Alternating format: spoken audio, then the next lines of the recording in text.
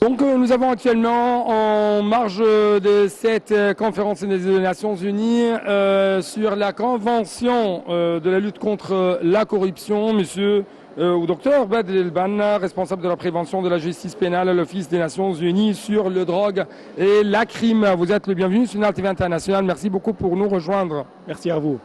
Ma question, qu'est-ce que vous faites aujourd'hui dans cette 9e édition ? La Convention des Nations Unies contre la corruption a été adoptée en 2003 par l'Assemblée générale des Nations Unies et jusqu'à ce jour, nous avons 189 États partis à cette convention, donc 189 partis qui ont ratifié ou adopté cette convention.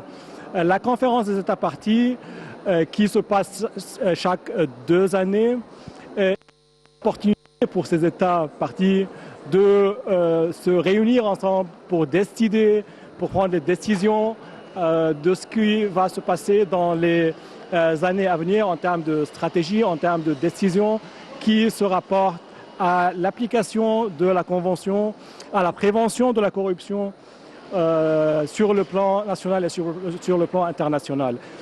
Cette année-là était l'année anticorruption.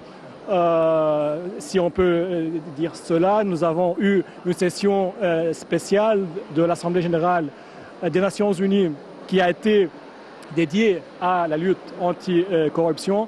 Nous avons aussi eu un nouveau réseau des autorités de lutte contre la corruption qui a été mis en place sous l'égide des Nations Unies, de l'Office des Nations Unies contre la drogue et le crime.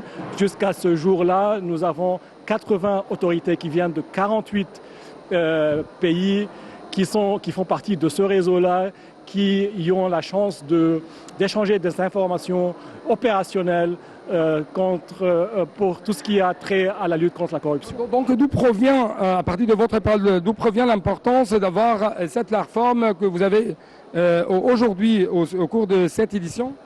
Donc c'est ce que je disais, l'importance de cette plateforme, c'est que les pays membres, les pays partis à la Convention des Nations Unies contre la corruption auront la chance de prendre des décisions, ils auront la chance aussi de prendre des résolutions qui vont aider ou qui vont soutenir la lutte contre la corruption et aussi qui vont prendre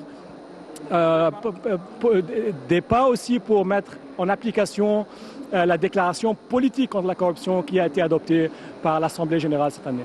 Comme vous savez, les conditions sont tout à fait exceptionnelles ces jours-ci, sont tout à fait différentes de cette conférence qui s'est tenue il y a 2 ans à cause de Covid-19, à cause de la crise économique et d'autres sujets concernant les dimensions socio-économiques, ce qui, bien sûr, approfondit la corruption au niveau international. Donc, oui. Oui, absolument, ça c'est vrai, il y en a des conditions exceptionnelles ces jours-là, spécialement avec le Covid-19.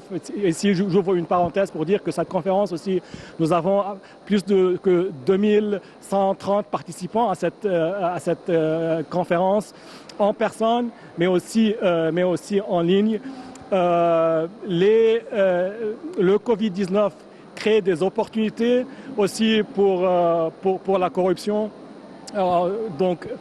C'est très important pour cette conférence-là de prendre aussi des mesures, de décider sur les mesures de lutte contre la corruption dans des circonstances exceptionnelles. Et nous avons aussi la déclaration de Sharm el-Sheikh qui va être adoptée, qui est en étroite relation avec la lutte contre la corruption dans les circonstances exceptionnelles.